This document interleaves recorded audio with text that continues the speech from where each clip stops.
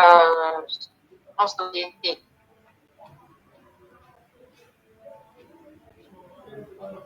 Alors, nous allons voir dans une première partie de notre développement ce que c'est que le statut, la notion de statut. Et après, les statuts applicables aux différentes formes de société. Les statuts d'une société constituent la feuille de route qu'il faut retenir dans une langage terre. Les statuts englobent des règles juridiques applicables à la société. Ils constituent un acte juridique obligatoire pour n'importe quelle société. Ils organisent le fonctionnement de la société et définissent surtout les relations entre les associés. Alors, Madame Regina, Madame, est-ce que, oui, est-ce que vous êtes connecté sur deux appareils simultanément? Parce qu'il y a une interférence en fait.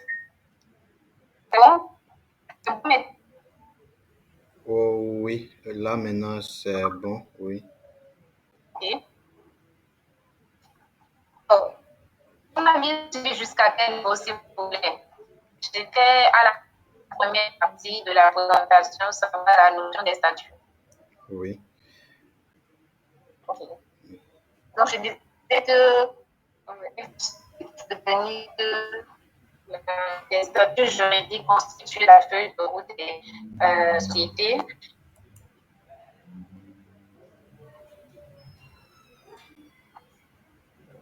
La configuration formelle de la volonté d'entreprendre et d'associer. Ils constituent également un âge juridique obligatoire pour n'importe quelle société. Ils organisent le fonctionnement de la société, définissent les relations entre les associés et les relations entre les associés et les tiers.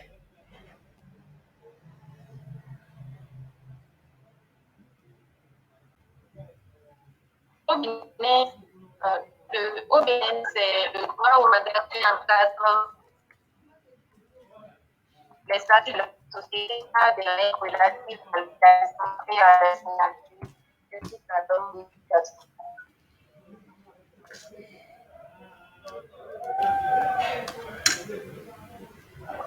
Alors, de quoi sont constitués les statuts juridiques? Les statuts juridiques comportent des mentions obligatoires. Il ne peut pas y avoir de statut juridique sans indiquer la forme de la société.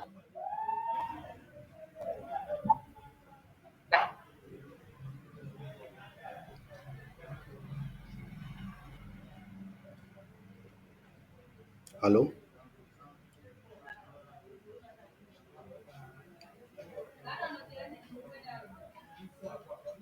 Madame Regina, vous êtes là?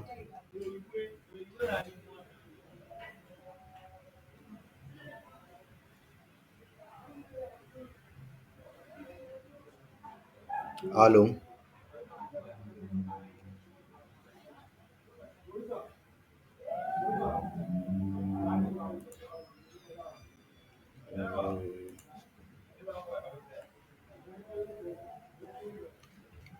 Est-ce que Madame Regina nous reçoit?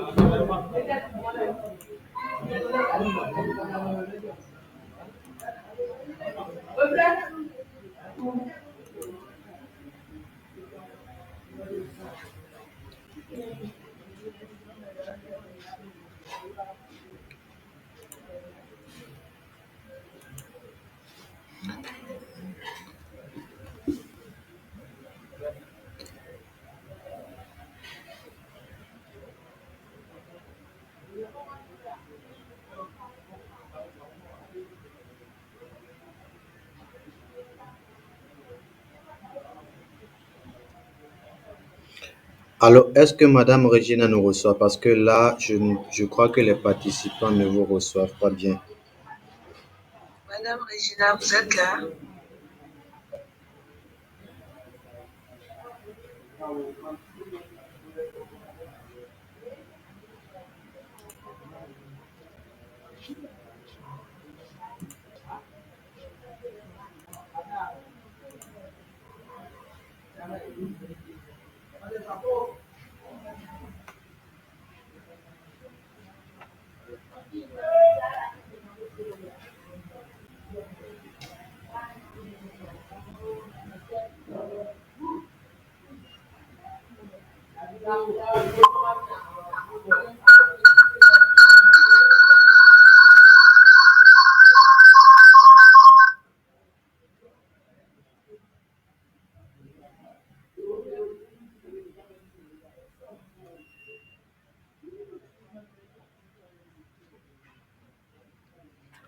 Apparemment, Madame Regina a un problème de connexion.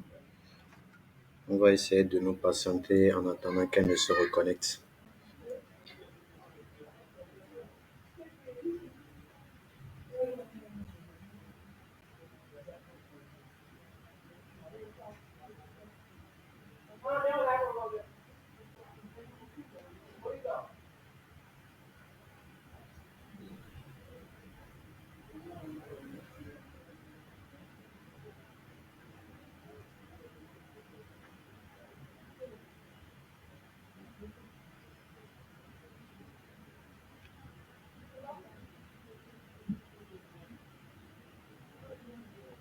Je vous prie cependant de prendre patience pour ce désagrément qui n'est pas dépendant de notre volonté.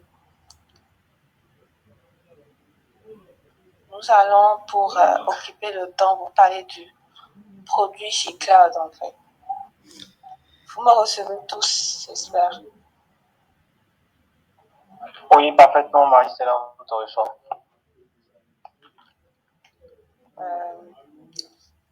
Déjà, nous savons que G-Cloud est un produit logistique pour faciliter la gestion de la comptabilité des petites et moyennes entreprises. Nous faisons cependant, pour la visualité du produit, nous faisons des, comment je dirais,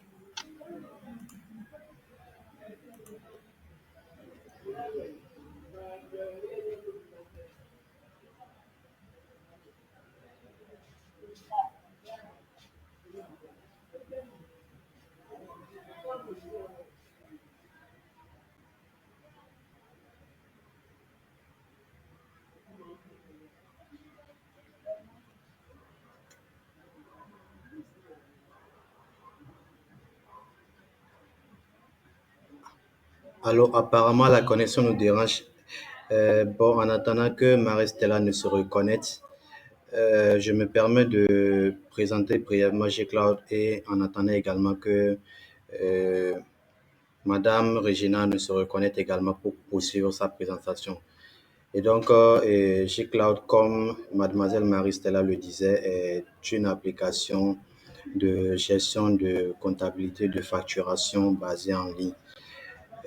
Donc, au sein de ce logiciel, vous avez la possibilité de gérer notamment vos différentes factures, vos devis et vos bons de commande et d'autres fonctionnalités.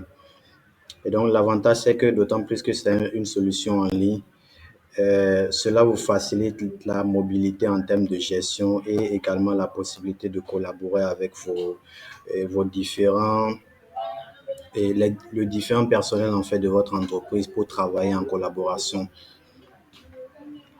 Donc, c'est en quelque sorte G-Cloud. Est-ce que Madame Regina ne s'est pas encore connectée un instant?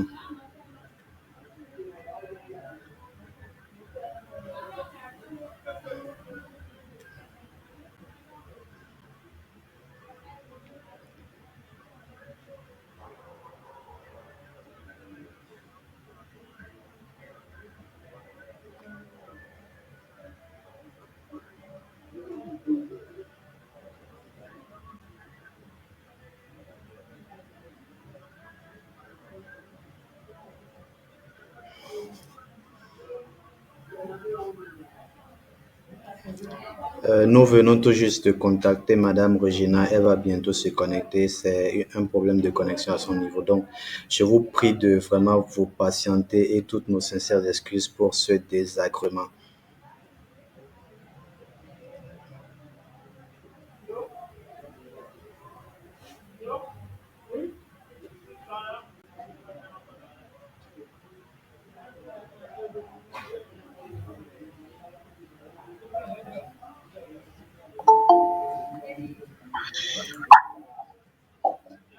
Allô, Oui, est-ce que vous me recevez maintenant, s'il oui, vous plaît? nous vous recevons bien, Madame Regina. Oui. S'il vous plaît, pourriez-vous me dire à quel niveau je me suis arrêtée pour que je puisse Disons, recommencer à partir de là? oui, je pense que c'est le tout début, si je ne me trompe pas, lorsque vous étiez en train de présenter et ce, ce qu'est une entreprise, si je ne me trompe pas. Vous présentiez en fait des mentions obligatoires du Oui. statut. D'accord, oui. Ok, Et super.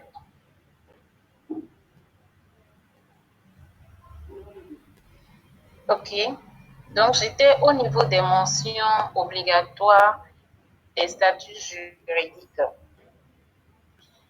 Alors, les statuts juridiques doivent comporter obligatoirement une dénomination. Les statuts doivent indiquer la forme de la société choisie, l'objet social, c'est-à-dire les activités à mener, le siège social, c'est l'adresse du siège. Quand on recherche cette société, où est-ce qu'on peut la retrouver? La durée de la société. La durée est de 99 années, la durée légale. Après, les associés peuvent ajuster ça compte tenu du projet de leur société. Il faut obligatoirement l'identité des apporteurs, des propriétaires de la société, leur identité complète. Le capital de la société, combien les associés comptent apporter à la société pour pouvoir faire dérouler leur activité. Les nombres de valeurs et titres sociaux. Après, il y a les clauses relatives à la répartition du résultat. Ce sont des choses à déterminer dès le début de la création de la société. Et puis, les modalités de fonctionnement, qui sera le représentant légal de la société. Quand on parle de la société, quand il y a des actes à signer au nom de la société, qui est-ce qui va signer? Le représentant légal. Et cette personne diffère en fonction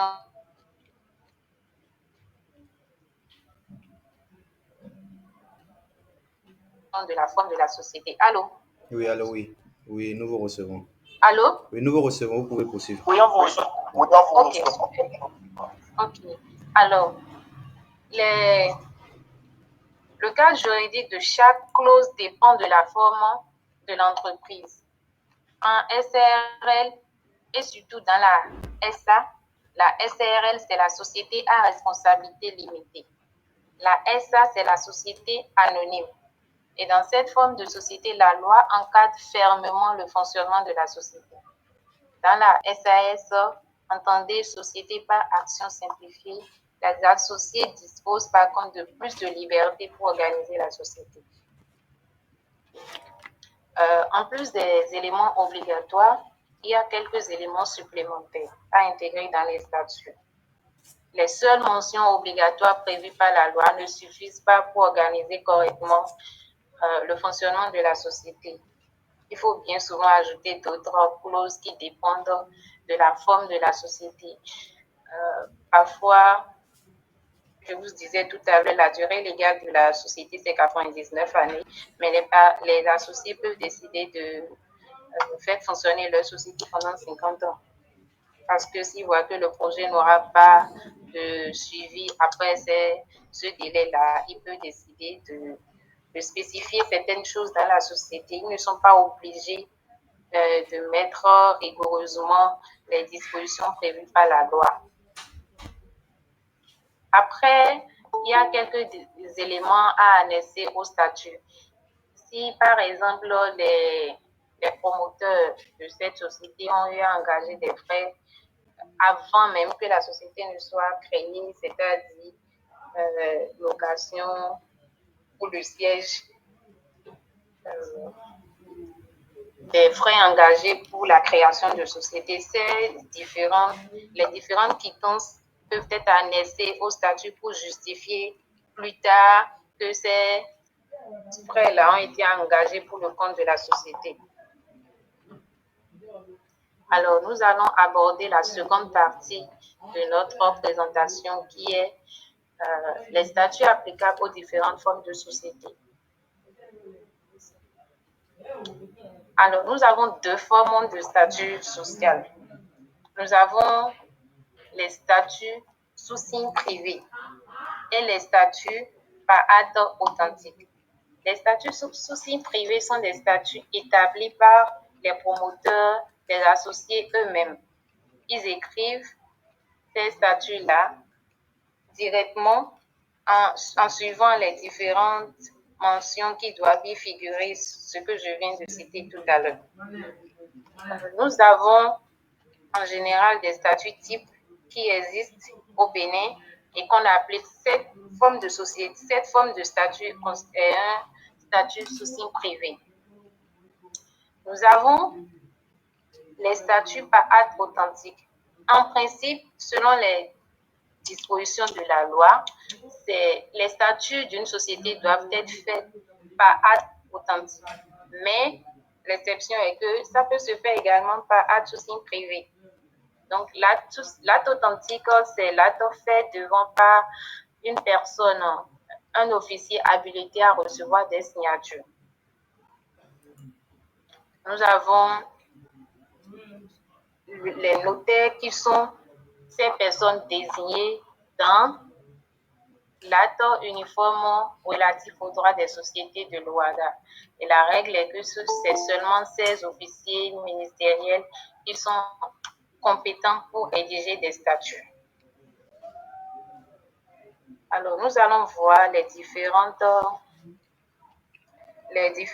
formes applicables aux différentes formes de société que nous avons. Nous avons d'abord l'entreprise individuelle.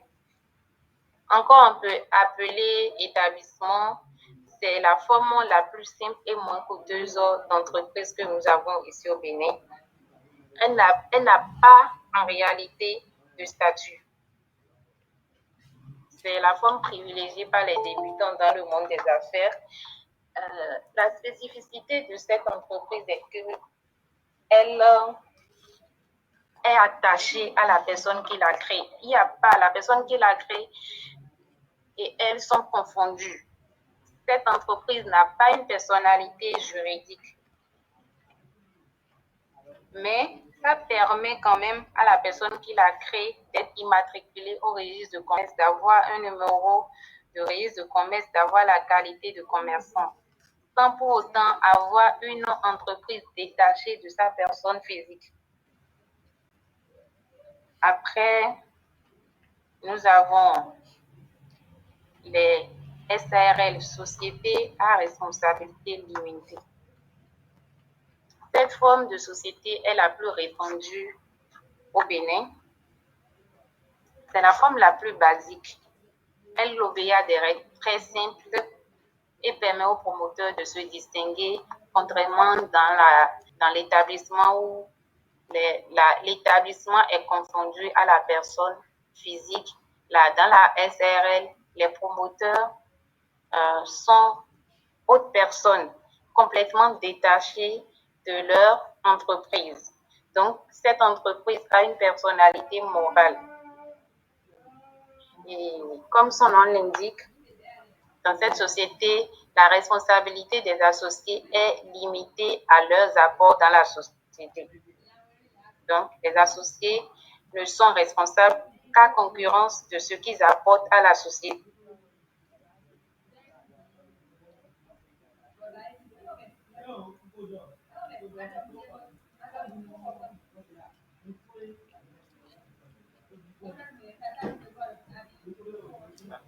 Allô? Moi, je vous entends plus.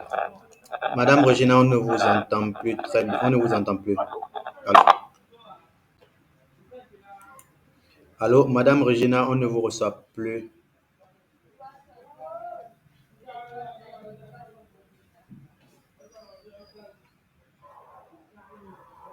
Madame Regina, est-ce que vous êtes là?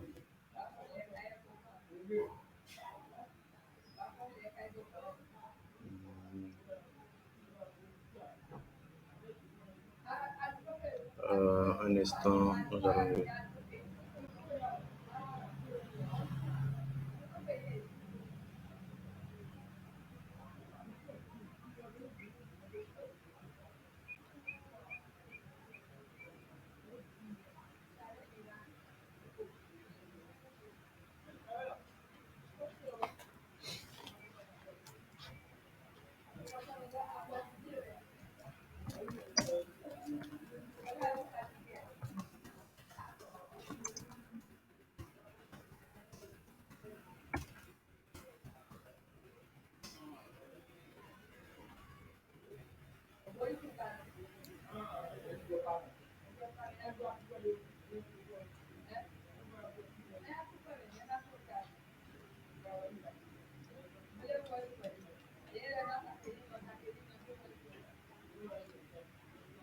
Madame Regina, on ne vous reçoit plus.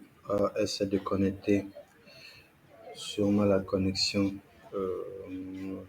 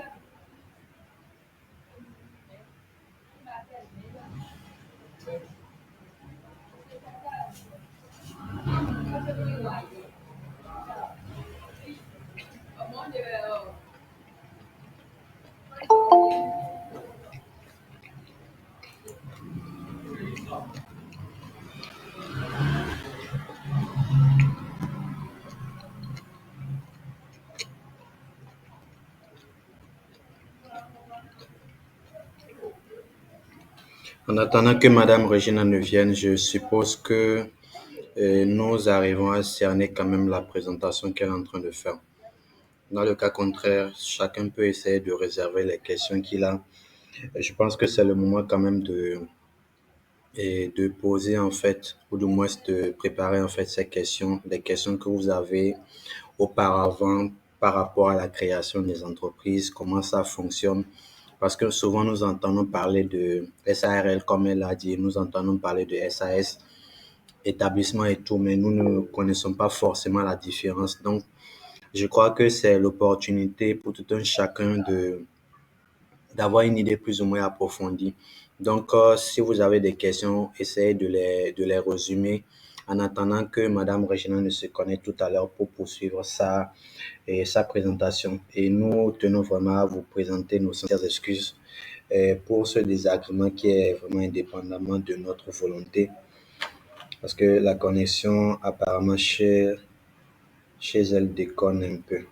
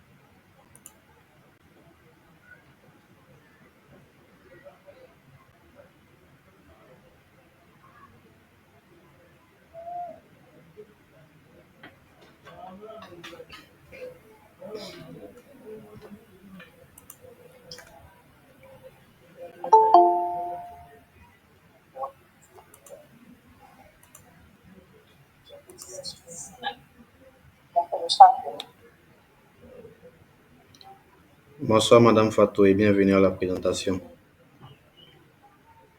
Bonsoir, monsieur. Veuillez vous patienter quelques minutes. La présentatrice va bientôt se reconnecter. Elle a un petit problème de connexion. Merci de patienter. D'accord.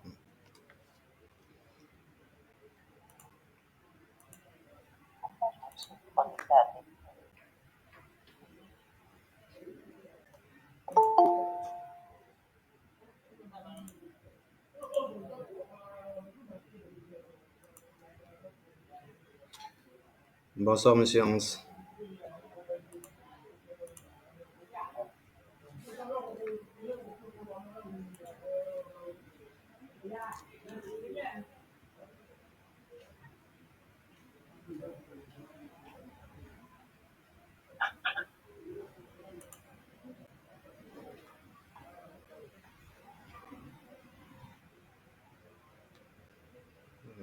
D'accord.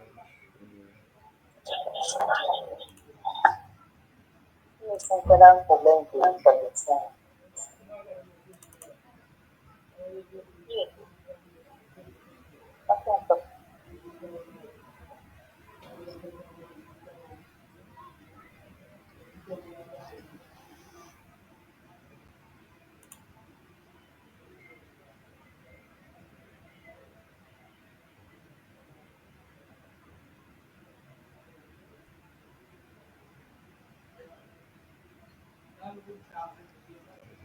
Chargement des conteneurs.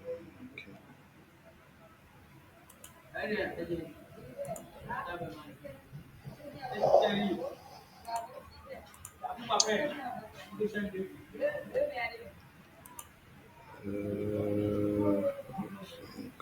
Encore.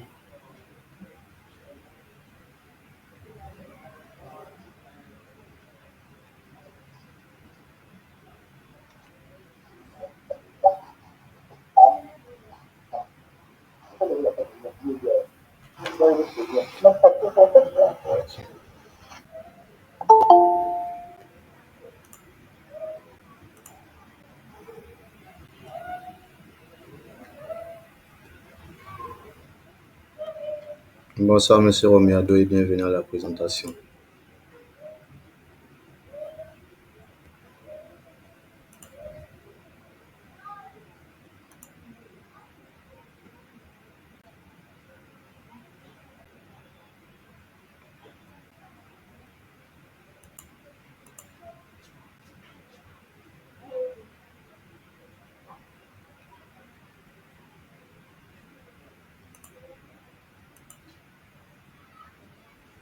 Bon. Allô. Oui, allô, bonsoir. Oui, bonsoir. Je suis de retour. Je vous présente toutes mes excuses. La technologie me joue des tours. D'accord, j'espère vraiment que nos participants vont vraiment nous excuser pour le désagrément. C'est indépendamment du moins de notre volonté. Et je prépare votre présentation présentement. Donc,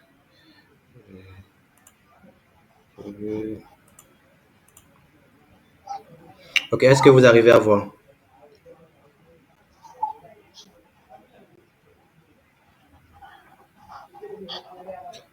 Oui. C'est bon? Oui. D'accord. Je vais sur quelle page déjà? Nous étions sur, selon ce que j'ai reçu, Sur le SARL. nous étions sur les FRL. Oui, oui. Ok. Donc, on a fini avec l'entreprise individuelle et on a vu la C'est FRL. toujours dans les définitions où notion de statut juridique. Je vais prendre le slide 17. Le slide 17, d'accord. Oui, c'est bon. Les statuts applicables aux différentes formes d'entreprise, de société du moins. Oui. D'accord. Alors, je reprends donc en ce qui concerne le cas de la SRL. La SRL entendait Société à responsabilité limitée. Pour cette forme de société, considérons que c'est la forme la plus répandue. Elle obéit à des règles très souples.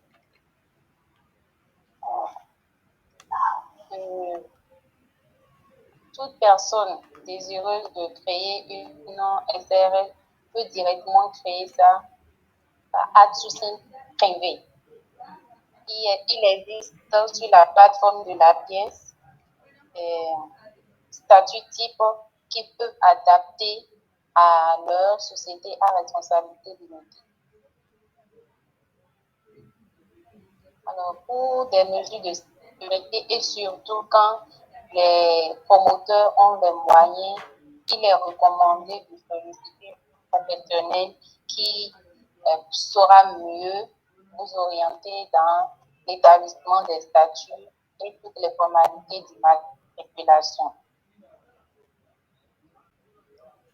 J'apporte cette précision parce que les frais pour créer les statuts et pour établir les statuts et créer l'entreprise en général, quand vous le faites directement par outsourcing privé, donc sur la plateforme qui est mise en place depuis 2020, les frais sont moindres par rapport à ce que vous allez payer dans un office notarial. Donc là-bas, il y a des frais.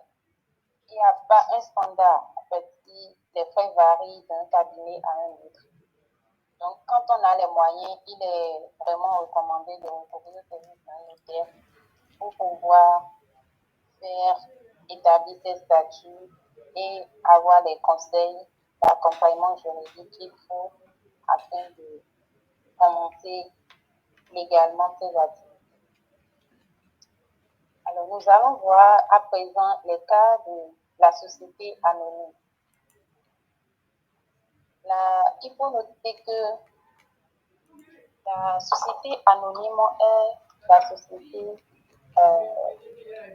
la plus, en matière de classement des sociétés aujourd'hui, c'est la forme la plus haute des sociétés.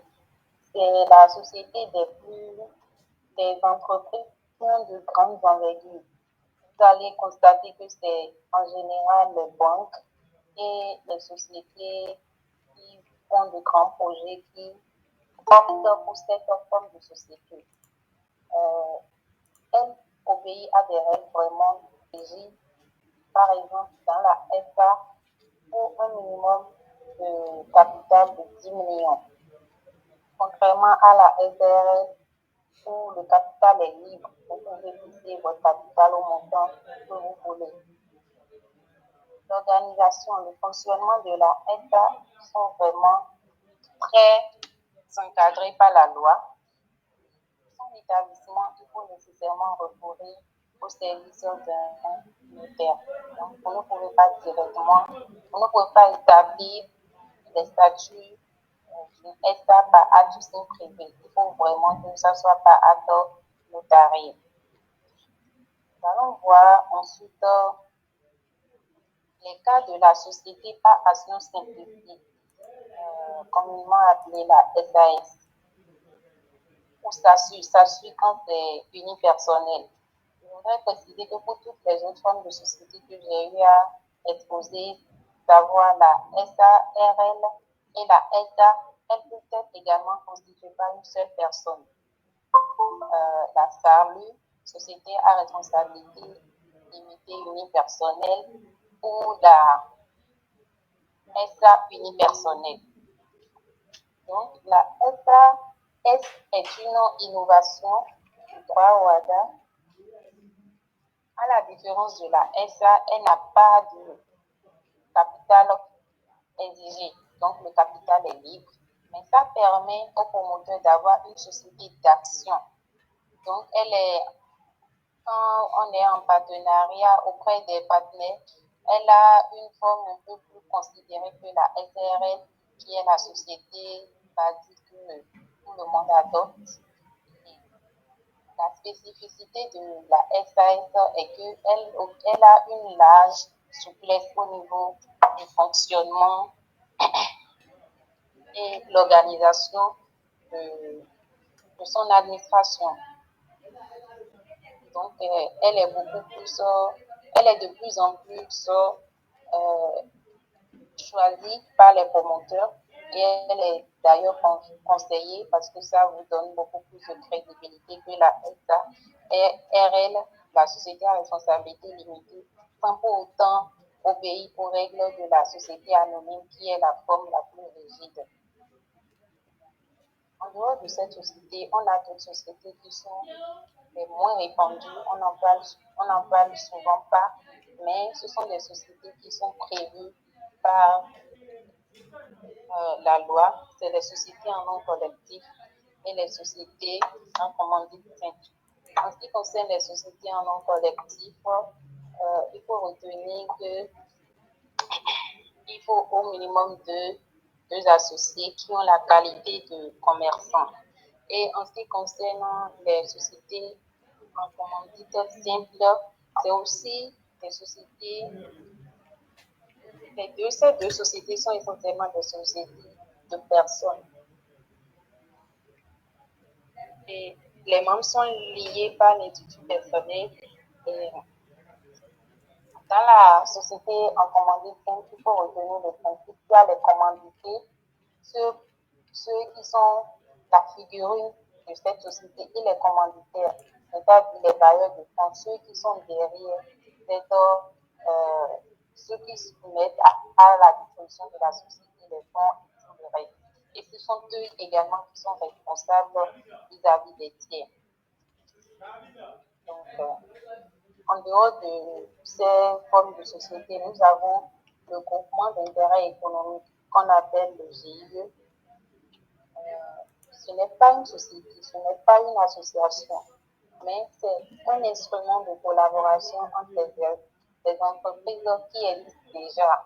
C'est-à-dire qu'une personne peut avoir une SRL, l'autre peut avoir une SA, ou même une personne qui n'a pas du tout de structure d'entité juridique peut s'associer à différentes personnes, peut-être dans le cadre d'une activité, dans le cadre d'un marché, pour conjuguer leurs efforts afin de rendre un projet. Elle a la particularité d'avoir des délais très courts. Elle est plus simple que la société, mais plus efficace que les associations. Il faut retenir après avoir déterminé la forme de société qui va s'appliquer, que vous voulez pour votre entreprise, il faut que ces statuts-là soient signés. Donc, en principe, tous les associés doivent signer les statuts rédigés. Mais s'il y a certains associés qui ne sont pas sur place, ils peuvent se faire représenter. Ils peuvent se faire représenter par des personnes de leur choix. Et après que ces statuts soient rédigés et signés, il faut la formalisation maintenant. Dans tous les cas, que l'achat par acte privé ou par acte authentique reçu par le notaire, c'est seulement la pièce, l'agence de promotion des investissements et des exportations qui a habilité à faire les formalités. Donc, c'est à cette administration qui peut s'adresser pour l'immatriculation des sociétés. Et après, si vous avez décidé de le faire directement, on vous demandera certaines pièces qui faut annexer sur la plateforme quand vous êtes sur leur site, mon entreprise.bg. Et quand vous finissez, vous avez votre registre de commerce et votre la société. Et ces pièces-là vous permettent de commencer légalement votre activité. Donc, voilà ce que je peux vous présenter en ce qui concerne les statuts. Donc, au vu de tout ce qui a été étalé, nous pouvons retenir qu'en République du Bénin, les promoteurs peuvent directement établir les statuts quand ils sont dans une SRL. De même, quand ils choisissent d'exploiter un établissement, ils peuvent directement procéder aux formalités d'immatriculation possible de la pièce. Par contre, pour toutes les autres formes de société, il est indispensable de recourir à un bulletin. Et il importe de préciser que toute forme de société peut être modifiée. Donc, les statuts initialement S'il vous plaît, établis madame, ne sont pas fixés. La société est appelée à grandir. Il peut arriver que s'il vous plaît, madame Regina, vous avez un autre appareil allumé à côté de vous. non, je n'ai plus d'appareil allumé. Parce qu'il y a de l'écho. D'accord, oui, oui, allez-y, oui, allez-y, oui. Ok. Donc, je disais que les statuts peuvent changer quand l'objet social, les associés, les promoteurs peuvent décider d'ajouter des activités ou retirer des activités, décider d'augmenter le capital ou réduire. Donc, pour toutes ces choses, tous ces changements dans la vie sociale, il faut procéder à des modifications statutaires. Et contrairement à l'immatriculation, à la Constitution, où on a le choix entre aller chez le notaire pour certaines formes de société, pour toute forme de modification, il faut nécessairement recourir au serviceur du notaire.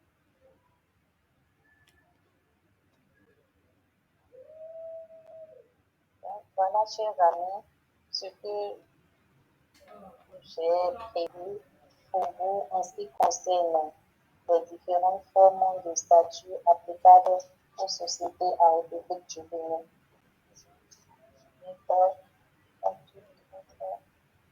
Pour toutes vos questions. Déjà, merci Madame Regina. Je vais faire un bref résumé de ce que vous aviez enseigné ce soir. Déjà, vous avez commencé par nous faire la notion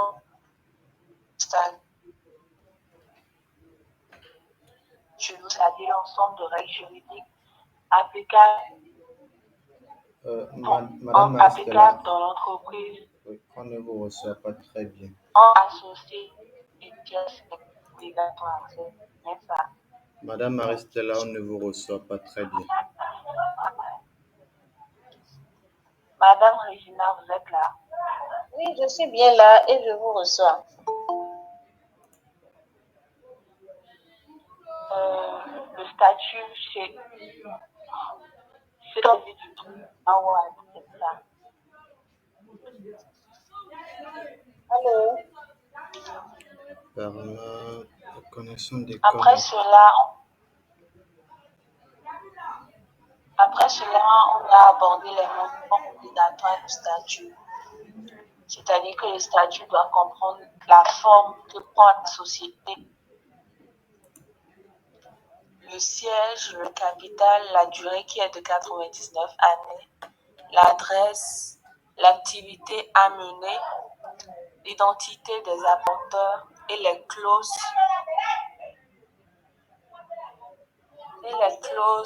proprement dites du statut juridique en fait.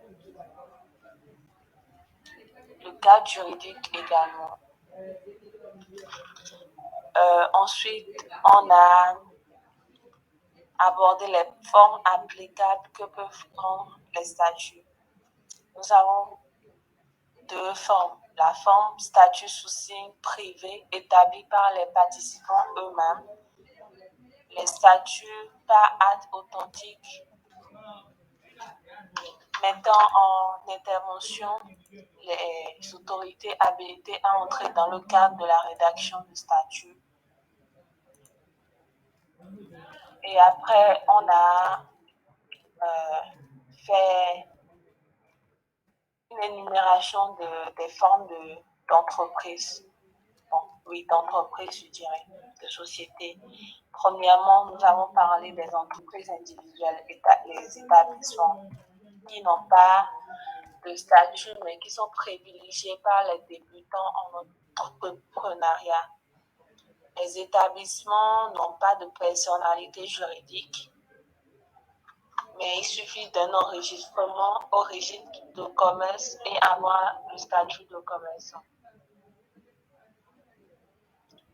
La société à responsabilité limitée est une forme de société répandue qui obéit aux règles simples, les promoteurs étant détachés de leurs entreprises. Les salles ont la qualité de personnes morales. Et pour l'établissement de ces statuts, les prix varient d'un cabinet à un autre. Nous avons aussi pris la forme des sociétés anonymes, qui sont des formes d'entreprises à grands projets et capitaux qui obéissent à des règles telles que les capitaux d'au moins 10 millions et qui nécessitent l'intervention d'un acte notarié. On peut en citer comme les banques. En plus, nous avons parlé des SAS qui représentent une innovation du droit au hasard qui met en exergue un capital libre et qui se manifeste par une large souplesse au niveau du fonctionnement et de son administration.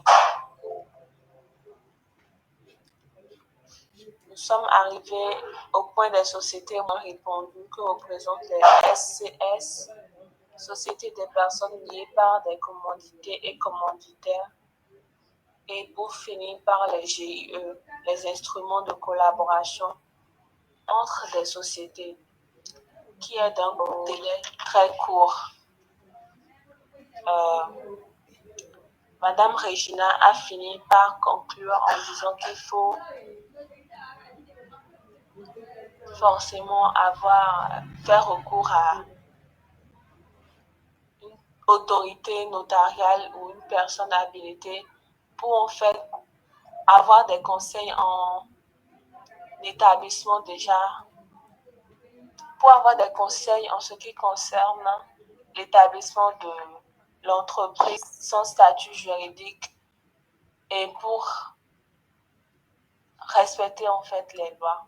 Je crois que j'en ai fini. Nous allons cependant recevoir les questions de chacun de nous. Je vous écoute, mes sœurs et madame. D'accord. Merci, Madame Stella. Déjà, pour les questions, pour éviter que tout le monde nous pose les questions en même temps, si vous pouvez les lister au niveau de la messagerie du moins ce qui est à droite, c'est-à-dire vous laissez vos questions en commentaire et nous essayons de reporter ça à Madame Regina pour qu'elle puisse essayer de vous répondre. Merci.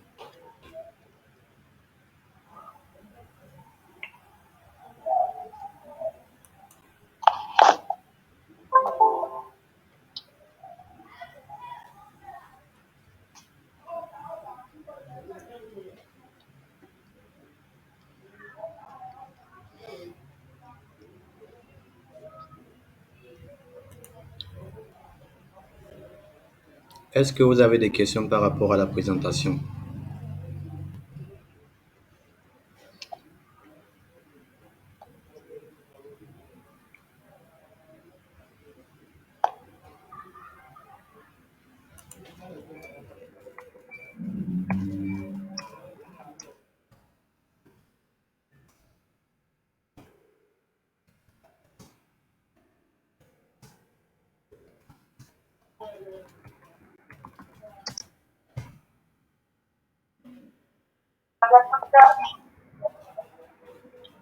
Oui, allô, bonsoir, Monsieur Sam. Oui, bonsoir. Oui, avez-vous une question? Toute l'assistance. Merci, oui. Merci beaucoup à Madame Regina pour la présentation. Alors, moi, je dirais 2-3 questions maximum là. Oui. Ok. Alors, la première, déjà, c'est pour demander, à rester. Allô, D'accord? pouvez-vous reprendre la question, s'il vous plaît? Il y a de l'écho. Vous me recevez? Oui, on vous reçoit, oui. Ok, d'accord. Donc, je demandais pour les... Ça fait de l'écho quelque part. Oui, un instant, s'il vous plaît. Oui, allez-y, oui. Pour les sociétés à responsabilité limitée, Il y a de l'écho quelque part. Un instant, s'il vous plaît.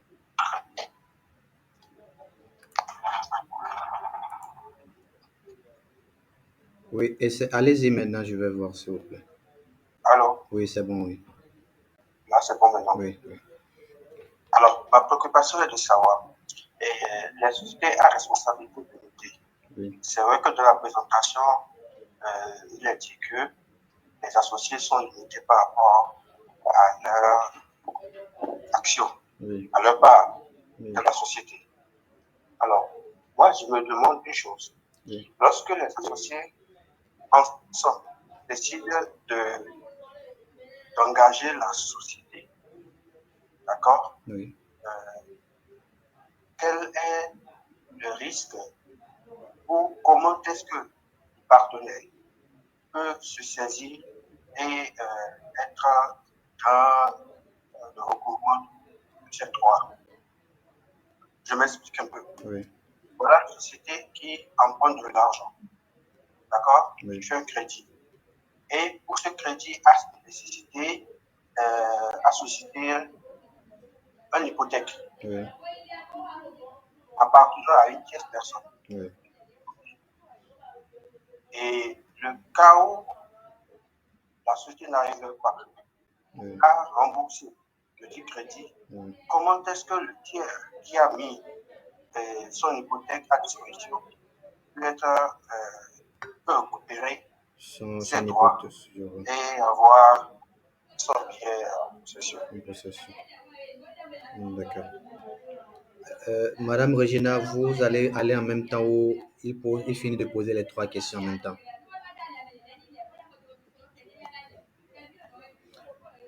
Madame Regina, est-ce que vous êtes là?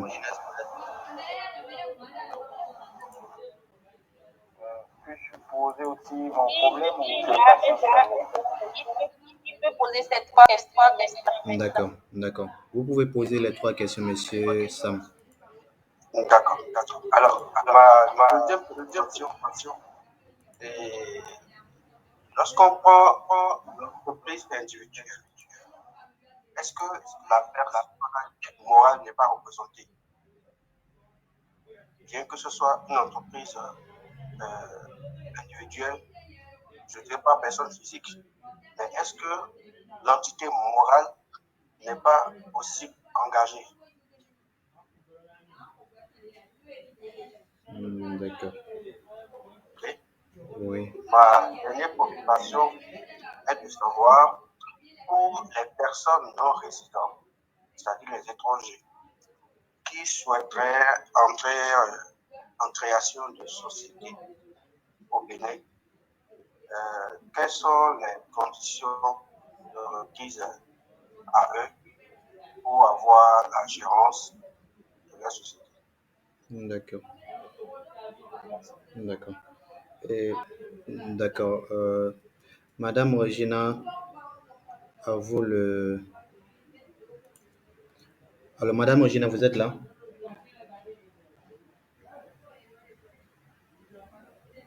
Oui, je suis bien là. D'accord. Bon, À vous la parole. merci, cher ami, pour votre intervention. Je vais commencer par votre première question. Savoir, lorsque les associés décident de s'engager ensemble auprès des créanciers et qu'il y a une hypothèque, comment récupérer ses droits alors que vous parlez de la responsabilité limitée? Il faut retenir que On ne vous reçoit pas très bien, s'il vous plaît. c'est bon maintenant. Oui, ça va, oui. Je disais que il faut retenir que dans la SRL, la responsabilité des associés sont limitées à leurs apports, tel que je l'ai dit lors de la présentation. Et donc, quand il y a un créancier qui s'engage à donner des concours ou des prêts à cette société-là, constituée de plusieurs associés, il est conscient de la qualité de la société avec laquelle il est en train de contracter. Il connaît comment dirais-je, déjà les créanciers, ce sont des personnes, ce sont des professionnels avertis. Du coup, ils savent la qualité de la personne avec qui ils sont en train de contracter. On ne peut pas vouloir engager la responsabilité d'un associé et aller prendre ses biens propres.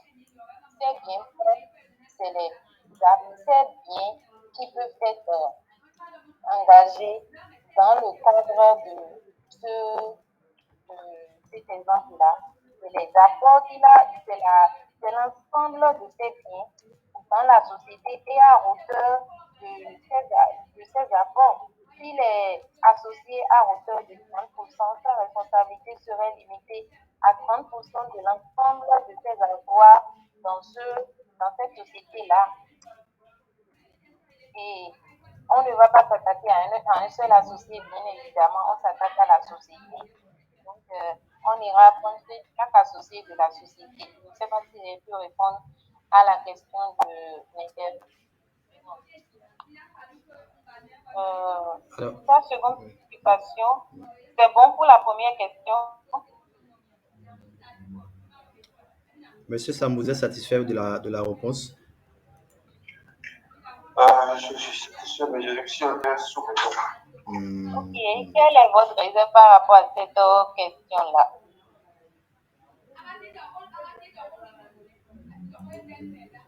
Bon, ma réserve, c'est de. En fait, ma question n'est pas liée directement au créancier direct de la société. Le cas était que les associés ont déjà mis ensemble une part de la société connue. Mais dans le cadre de ce crédit sollicité, l'entreprise, la société ne disposant pas de garantie hypothécaire pour prendre ce crédit auprès de l'institution partenaire, d'accord, a sollicité ce bien auprès d'un associé qui en dispose. Et qui auprès d'un associé. Ça veut dire qu'un associé de la société a souhaité mettre son bien propre en garantie des engagements de la société. Exactement. Ça, c'est assez respecté. Les associés peuvent justement mettre leur bien propre pour le développement de l'entreprise. Mais c'est un risque. Ils exposent leur patrimoine personnel. Parce que je vous ai dit tout à l'heure lors de la présentation, quand on est dans une société qui a une personnalité morale, le patrimoine personnel est distingué de celui de la société, de deux entités différentes. Après, si quelqu'un, un associé, décide pour le développement de l'activité de mettre son bien propre, ça veut dire qu'il s'est porté garant des engagements de la société. Et c'est ça qui a rassuré la personne qui voudrait leur octroyer de prêt, qui fait que si je n'arrive pas à recouvrir le prêt que je suis en train de donner à telle société, je pourrais engager le bien de tel associé. Et c'est ce qui va se passer. Et en général, quand vous voyez dans les actes de prêt, on dit que quand la société n'est pas à même de payer, on va saisir le bien mis en garantie, le bien hypothétique. Alors, est-ce qu'on peut évoluer sur la seconde question? La seconde question, c'est l'entreprise individuelle c'est de savoir si l'entreprise individuelle n'est pas aussi engagée. J'ai fait la nuance entre les établissements et entreprises individuelles même. Il y a les sociétés qu'il ne faut pas confondre. Les sociétés peuvent être unipersonnelles. Et dans ce cas, on peut parler d'entreprises individuelles. C'est différent des établissements qui sont en réalité des personnes physiques. Les établissements ne jouissent pas de personnalité morale. C'est-à-dire que si je suis Regina et je crée un établissement Regina, ou bien établissement, je sais pas, établissement entrepreneur, c'est la même personne, ce n'est que le nom qui change. Donc, si j'ai des prêts que je n'arrive pas à honorer, on va saisir mes biens propres. C'est le risque derrière l'établissement. Par contre, si je suis dans une entreprise individuelle, une société qui jouit d'une personnalité morale, c'est pas, il y a d'abord le patrimoine de la société. Il faut vider. Maintenant, il y a des particularités en ce qui concerne les sociétés unipersonnelles parce qu'en réalité, c'est la seule personne qui crée, qui est encore responsable de, comment dirais-je, son patrimoine est souvent confondu à celui de la société parce que c'est lui seul. Il n'y a pas autre personne. Et vous aviez demandé le cas des personnes non résidentes qui souhaitent créer des sociétés. J'ai parlé de la représentation dans, dans l'établissement des statuts. C'est-à-dire que si je suis par exemple en France et j'ai l'ambition de développer une activité ici au Bénin, je peux me faire représenter par l'ami Roosevelt, par exemple. Je lui donne un pouvoir. En général, il va se présenter devant un officier qui est habilité à recevoir les signatures dans le pays où il se trouve et envoyer une procuration à une personne pour signer. C'est une pratique qui se fait régulièrement au Bénin. Donc, je ne sais pas si j'ai pu répondre à toutes les préoccupations de notre ami qui a posé le question. Oui, ça peut aller. Je vous remercie beaucoup pour l'éclaircissement. C'est moi. D'accord. D'accord, Bonsoir. merci. Il y a monsieur Emmanuel qui demandait et, et quelle différence fait-on entre entreprise et société? En principe, il n'y a pas une différence majeure, sinon la société est une entreprise. La différence qu'il faut faire plutôt, c'est établissement et société. D'accord. Et l'établissement, tel que je disais, c'est une entité individuelle en réalité. D'accord. Et il est complètement attaché à la personne qui l'a créé.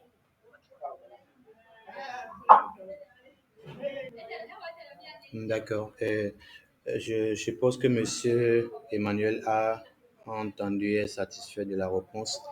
Il y a madame Kelly ou monsieur Kelly qui demande euh, par rapport à la société individuelle, vu que j'ai déjà mon RCCM et que je m'installe, mon capital doit être limité. Je reprends la question.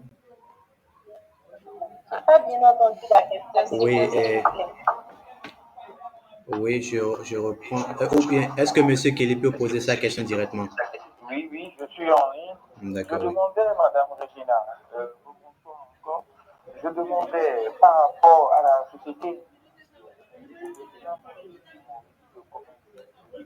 Est-ce que vous pouvez parler fort? On ne vous reçoit pas bien. Je disais Oui. que par rapport à la société individuelle, déjà que je suis en règle avec mon registre de commerce normalement, et que je veux avoir un capital, si je dois proposer mon capital, est-ce que je dois être limité ou c'est selon mes revenus? C'est-à-dire que Le vous avez capital de votre. la société. Oui, vous êtes à partir du moment où vous n'êtes pas dans une société anonyme, SAO, le capital est à 10 millions, vous êtes libre de fixer le montant de votre capital avec un minimum de 6 millions. Avec un minimum de 6 millions, la valeur nominale de la loi, c'est 6 millions.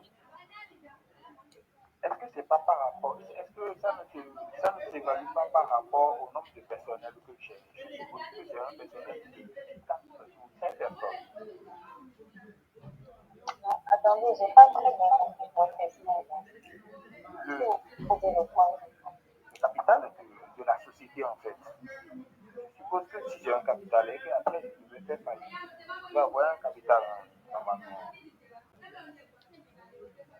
Si vous avez fait faillite, Bon, Oui. la loi dispose que le capital social peut être augmenté par les affaires de marche et que vous souhaitez donner beaucoup plus de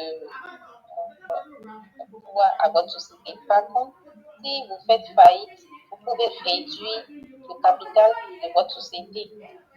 Le capital social n'est pas figé. Il est appelé à grandir ou à descendre. C'est en fonction de l'évolution de la société. d'accord. Monsieur Kelly est satisfait? Allô? Oui, vous J'ai pouvez. compris, Oui, Madame Regina, j'ai compris. d'accord. D'accord. Euh, Est-ce que quelqu'un a une autre question sur... Allô? Oui, allô, bonsoir, Madame Fatou. Allô? Oui, Madame Oui, Fatou, allô? nous Bonsoir, vous madame. recevons. Allez-y, oui. Bonsoir, Madame Regina. Oui, Merci pour la bonsoir. présentation. Je vous en prie. Ma première question, quelle est la différence entre les statuts d'une société qui a été créée au GUF et les statuts d'une société qui a été créée chez le notaire? Car je remarque souvent que chez le notaire, les statuts pèsent plus que les statuts du GUF. Vous pouvez me donner la différence? Merci beaucoup, madame la ministre, pour votre intervention. Maintenant, je profite pour poser la deuxième question en même temps. D'accord. Selon vous, quelle forme de société arrangerait un jeune entrepreneur? D'accord. Merci. Merci beaucoup, madame, pour votre question. Je voudrais dire, dans un premier temps, les statuts notariés, c'est des statuts qui ont une forme authentique telle que je l'ai présentée. Par contre, les statuts par artistes privés, ce sont des statuts types que vous pouvez retrouver au niveau de l'administration chargée des formalités d'immatriculation de sociétés au Bénin. Et ces statuts types obéissent juste aux règles générales de la création de la société. Et je viens de vous citer les éléments obligatoires que doivent comporter les statuts juridiques. Du coup, ces statuts types n'ont que ces éléments-là. Par contre, quand vous allez chez le notaire qui est un professionnel en la matière, il va mieux vous détailler dans les statuts qui va établir les différentes règles juridiques. Et je vous ai dit qu'ils peuvent avoir des éléments supplémentaires à intégrer dans les statuts. Tout ça, le notaire peut le faire. Par contre, quand vous optez pour la forme sous privée qui est le statut type existant et il suffit juste d'imprimer et ajouter les éléments spécifiques vous concernant, il ne peut pas y avoir ces ajouts-là. C'est ce qui justifie le volume des statuts des actes notariés. Et le notaire prend toujours le soin de détailler, d'intégrer chaque disposition légale pour que, à chaque moment où les associés ont besoin d'une disposition, ils peuvent se référer à leur statut pour savoir la conduite à tenir. Tout ça est prévu dans les statuts que les notaires vous établissent. Voici ce que je peux vous dire par rapport à votre première préoccupation. Et pour votre seconde préoccupation, je m'attendais à cette question. Merci beaucoup. Je conseillerais pour les jeunes entrepreneurs qui souhaitent se lancer dans les activités, dans les affaires, de choisir une société par action simplifiée. Pourquoi? Parce que déjà, c'est une nouvelle forme de société, c'est une innovation de droit au hasard. Et tel que je vous l'ai présenté, c'est une forme de société c'est une société d'action. société par action simplifiée. Donc, elle a plus de crédibilité que la SRL qu'on connaît tous les jours. Donc, quand vous êtes en face d'un partenaire et vous dites que vous avez une société par action simplifiée, elle est mieux considérée d'office. Déjà, ce n'est pas une société qui coule les rues et elle a plus de crédibilité.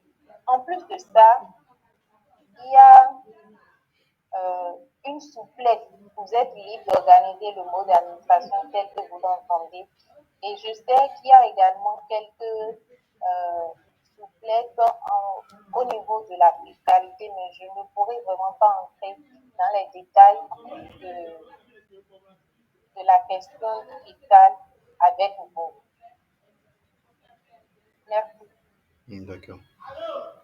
Êtes-vous satisfait, Madame Fatou et Monsieur Emmanuel et Monsieur Kelly du moins? Allô? Yo? Yo, ni tu te vois le poil, là. Allô? Oui, oui, madame Regina, on suit très bien. Oui, Ok. d'accord. J'espère que Madame Fatou et Monsieur Kelly sont satisfaits de la réponse. Oui, je suis satisfait. Je suis satisfait bon, je vais dire à 80%, madame. D'accord. Et j'aimerais, si vous avez encore plus de détails ou si vous avez plus d'exemples à nous donner par rapport à la société, ça sera à Action Simplifiée. Si vous avez encore d'autres exemples, d'autres détails à partager avec nous. Bah, Je n'ai pas bien entendu. bah, il demandait plus d'explications par rapport à la société par action simplifiée. Bah, je pense que ça risque de prendre pas mal de temps si on devait le développer ici. Néanmoins, on va essayer, si possible, d'organiser peut-être une autre rencontre spécialement pour ça, pour avoir plus de détails par rapport à ça. Ça va nous avantager, ça me fera beaucoup plaisir. D'accord. D'accord. Est-ce que quelqu'un d'autre a une autre question?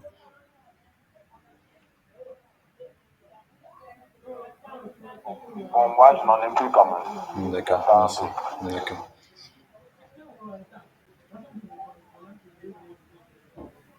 D'accord, s'il n'y a plus de questions,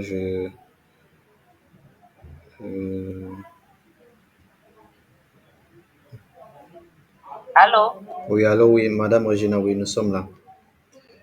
C'est toujours Madame Patou. Je reviens d'accord, juste oui. pour une question que j'avais oubliée.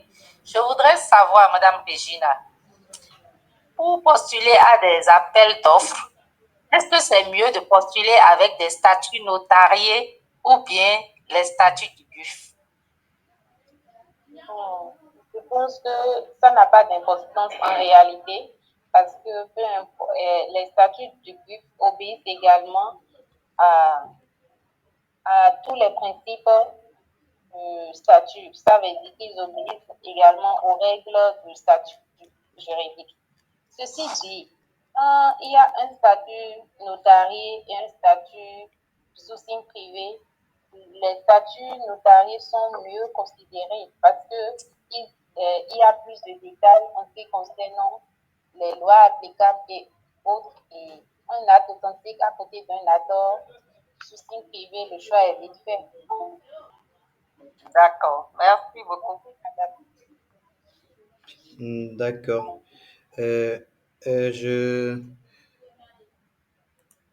Alors, est-ce que les participants sont là? Bon, nous avons avec nous un inspecteur des impôts qui est également connecté. Et si vous le permettez et si vous avez encore le temps, en fait, il va essayer en fait de nous parler du moins un peu par rapport du moins par rapport aux impôts et aux obligations des impôts et tout ça. Si vous êtes bien sûr disponible à pouvoir le recevoir, je pense quand même que c'est très important parce qu'il ne faut pas parler de création d'entreprise sans parler tout de même des obligations en ce qui concerne les impôts. D'accord, donc je laisse la parole à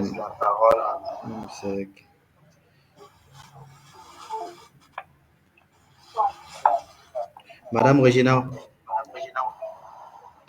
Oui, nous avons préparé cette question. Je ne peux pas parler des et ignorer la question de fiscalité. Je suis Effectivement. avec Dieu Dado. Oui. On va vous présenter brièvement, brièvement régime applicable aux différentes formes de fiscalité. D'accord.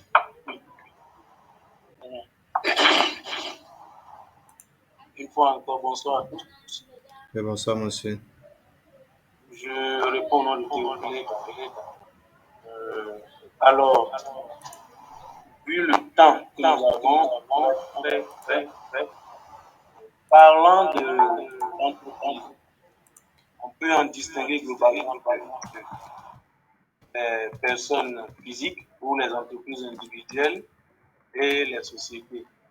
Quitte à ce qu'à l'intérieur des sociétés, on trouve plusieurs formes, SAS, ainsi de suite. Alors, le régime fiscal va s'adapter au regard du nouveau code des impôts qui a été promulgué fin décembre 2021 et applicable. Au regard de ce code, le régime fiscal va s'appliquer à ces deux types de personnes. Alors, lorsque vous êtes une société,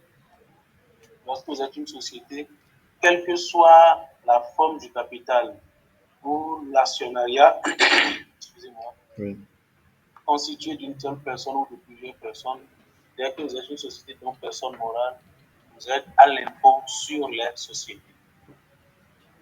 Vous êtes à l'impôt sur les sociétés et en plus de l'impôt sur les sociétés qui est un impôt sur le revenu, vous avez à payer les impôts sur salaire, en l'occurrence le versement patronal sur salaire, la licence et la patente, et d'autres impôts naturellement qui tiennent compte de la nature de l'activité que vous menez. Sans oublier qu'il y a quelques l'IRCM si vous avez des revenus RCM. Si vous avez des revenus fonciers, là encore il faut faire attention pour voir à peu près quelle activité de la structure. On ne va pas parler de notion d'impôt sur le revenu. On va étaler ça pour vous. Maintenant, lorsque vous êtes un établissement, vous serez soumis à l'impôt sur les bénéfices d'affaires, l'IBA, pour ce qui est de l'impôt sur le revenu. C'est l'impôt du devoir. Mais il faut distinguer que lorsque vous êtes un établissement et que vous n'avez pas un chiffre d'affaires qui dépasse 50 millions, un chiffre d'affaires inférieur à 50 millions, alors au lieu de vous soumettre à l'IBA systématiquement, vous serez soumis à la taxe professionnelle synthétique. Quand vous payez la taxe professionnelle synthétique, ça fait la synthèse de 4 impôts essentiels, l'IBA, la patente, la licence, le versement patronal sur salaire.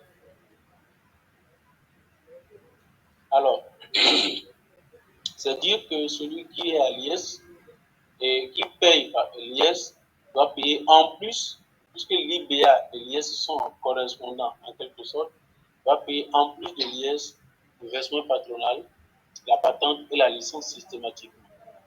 Maintenant, il se trouve que lorsque le chiffre d'affaires ne dépasse pas 50 millions, je commençais par dire déjà, que vous soyez à l'IS ou à l'IBA, vous n'avez pas à être redevable, vous n'êtes pas redevable de la TVA.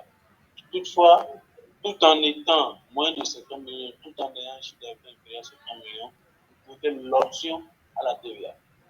Quand vous faites l'option à la TVA, en étant par exemple à la TPS, vous n'êtes pas la TPS systématiquement, vous sortez de la TPS, vous êtes soumis désormais à l'IBA, qui est un nouvel impôt qui existe depuis. Globalement, c'est ce qu'on peut dire. Pour résumer, nous dirons que toutes les entreprises, en matière d'impôt sur le revenu, lorsque c'est société, c'est l'IS, lorsque c'est un établissement, c'est l'IBA, et lorsque le chiffre d'affaires est inférieur à 50 millions, au lieu d'être à l'IBA, l'entreprise est soumise à la TPS, et que en dessous de 50 millions, pour être soumise à la TVA, les entreprises doivent faire l'option à la TVA, qu'il s'agisse d'entreprises sociétés ou d'entreprises État. Voilà à peu près ce que je peux dire en résumé. Après, s'il y a quelques préoccupations, on pourra mieux éclairer. Merci. D'accord. Merci, monsieur, pour la présentation. Merci pour l'explication. D'accord. Si, Merci, oui, si, monsieur. oui. Merci à tous les participants pour vos questions instructives. Par contre, J'espère que vous oui. en avez appris plus également. Oui.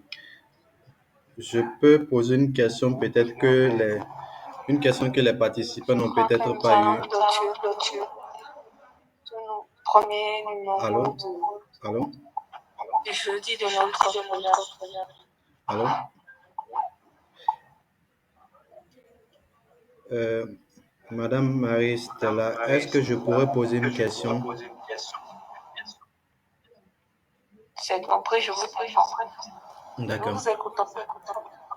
D'accord. En ce qui compte, j'aurais appris que actuellement, il y a de l'écho quelque part. Du coup, à votre niveau, Oui. Monsieur Kelly, veuillez s'il vous plaît couper votre micro. D'accord. Euh, Puisque je crois que pour les nouvelles entreprises, ou du moins les établissements qui ont été créés nouvellement, ils ont une certaine exonération sur les taxes en fait pendant une période donnée. Je ne sais pas trop comment ça se passe et peut-être que ça pourrait aussi aider les participants à mieux comprendre en fait cette question-là. Est-ce que Madame Regina ou Monsieur, bon le nom j'ai pas gardé. Oui, c'est M. Gallo. D'accord, merci beaucoup.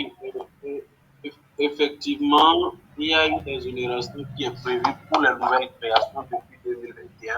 Oui, Lorsque vous êtes créé depuis janvier 2021, donc 21-22, oui, vous êtes exonéré pour les 12 premiers mois d'activité de la TPS. d'accord. Les 12 premiers mois.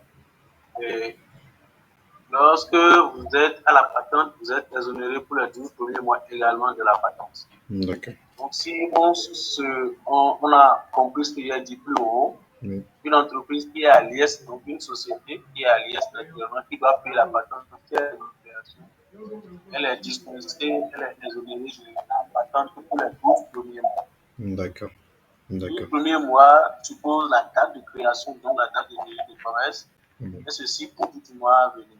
d'accord. L'imposition à l'impôt auquel on a eu droit l'exonération, l'imposition l'emporte à partir du premier jour du mois suivant celui de l'expiration de l'exonération. Pour être plus précis, considère par exemple une entreprise créée courant ce mois de février 2022. Oui, Si c'est une société, elle a donc la patente pour 12 mois oui, à compter de février jusqu'à, on est aujourd'hui le 24, donc jusqu'au 23 février 2023. 23, oui. Théoriquement, à partir du 24 février 2023, cette société devrait commencer par être imposée à la patente. D'accord. Mais la loi dit non, on va construire l'imposer à partir du premier jour ouvrable, du premier jour du mois suivant. Donc ça va être à partir du 1er mars 2023 que ça sera imposé à la patente. D'accord. D'accord. Et comme c'est à partir du 1er mars, alors on va faire le ratat en police pour l'imposition spécifiquement. Pour que nous sommes encore dans le premier trimestre, l'entreprise sera obligée de payer toute l'année. Parce que l'impôt est dû pour l'année. Maintenant, si l'activité a commencé en cours d'année, tout trimestre juillet est compté tout trimestre entier. D'accord. Prenons le cas d'une TPS. Prenons le cas d'une TPS, si c'est le même principe créé aujourd'hui, 24 février 2022, ça veut dire que la société sera exonérée jusqu'au 23 février 2023. Et la TPS sera jusqu'à partir du 24 mars, normalement 24 février 2023. 23. Mais l'imposition ne sera faite à partir du 1er mars. 1er mars 2023 et ceci 10 mois qui vont rester. D'accord. On va calculer l'impôt annuel de 2023, mais l'entreprise ne paiera que pour les 10 mois. Donc on va proportionnaliser. Donc l'impôt annuel sera par 12 par 10. D'accord. D'accord. Merci beaucoup à vous pour la réponse claire. Madame et Marie-Stella,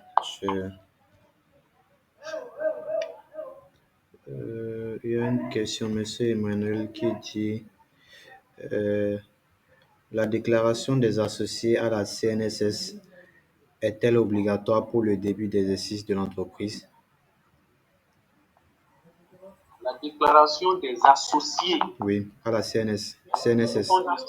Les associés ne sont pas forcément des employés. La CNSS, c'est les employés. D'accord. Il a Donc, dit quand des employés, je veux dire, oui. employés, Oui. oui. Les employés, dès qu'il y a employé, l'obligation déclarative est là. Là, d'accord. Il n'y a pas d'exception pour la CNSS en matière d'employés. D'accord. Par contre, lorsque c'est une nouvelle création telle que j'étais en train de le voir, de l'aborder tantôt, la nouvelle création est également exonérée pour la première année d'activité du versement patronal sur salaire, puisqu'il a abordé la situation des employés.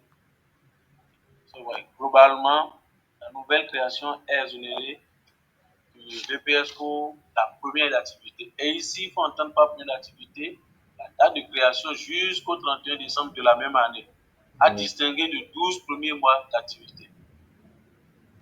D'accord? Sauf que après, lorsque l'entreprise existe, que ce soit une nouvelle création ou non, si elle engage des employés, que ces employés sont à leur premier emploi, et là, je précise que tout ce que je dis sur l'exonération par rapport aux employés, ça concerne les employés de nationalité béninoise. Ça, c'est le code 2022. Donc, lorsque les employés sont à leur premier emploi et que l'entreprise les engage, elle a droit à une exonération de 2 ans sur les salaires de ces employés-là, à compter la date de déclaration à la CNSS. Voilà. D'accord, merci beaucoup à vous pour l'éclaircissement. Mademoiselle Marie-Stella, vous avez la parole maintenant. Nous vous remercions tout un chacun de nous pour cette participation active à la chose et à la réalisation de ce webinaire. Nous allons peut-être nous échanger nos contacts pour plus de détails après. Je ne sais pas trop si tout le monde est d'avis. Oui. Et nous souhaitons également d'être plus nombreux pour le volume numéro 2 du jeudi de l'entrepreneur qui se tiendra le dernier jeudi du mois prochain. Nous vous souhaitons une bonne soirée, une bonne suite à tous. D'accord.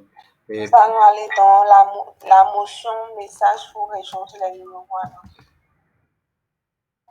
D'accord. Et pour ceux qui voudront contacter également Madame Regina, si éventuellement, puisqu'elle est notaire, si je ne me trompe pas, et juriste. Je suis notaire stagiaire. D'accord. Bon, je n'ai pas encore le titre de notaire. D'accord. Toutes mes excuses alors.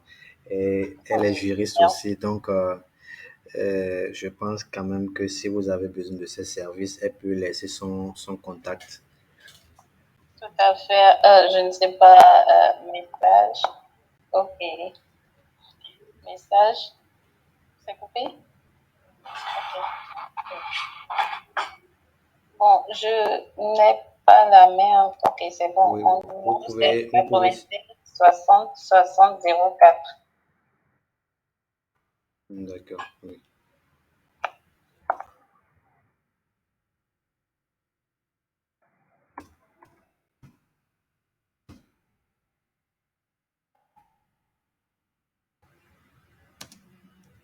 Merci beaucoup à tous. Et il y a M. Emmanuel qui demande le numéro de Monsieur des Impôts qui a intervenu ce soir. Contacter pour joindre le Monsieur des Impôts. D'accord. D'accord. Donc, merci beaucoup à tous pour la participation et prenez le rendez-vous pour le deuxième numéro du Jeudi des entrepreneurs. Et tout le plaisir pour moi. Merci à tous les participants. Merci beaucoup aux organisateurs. Merci à vous d'avoir accepté notre invitation. Oui. Okay. Désolé pour les désagréments causés par Internet qui était vraiment indépendamment de ma volonté. Non, il y a peu de... Je crois que les participants ont compris. Merci. Oui, merci. Bonne soirée à vous. Bonne soirée à Oui. tous. Bonne soirée, Marie-Stella. Merci, madame. Bye bye.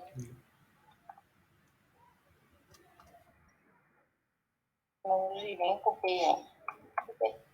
Je déconnecte.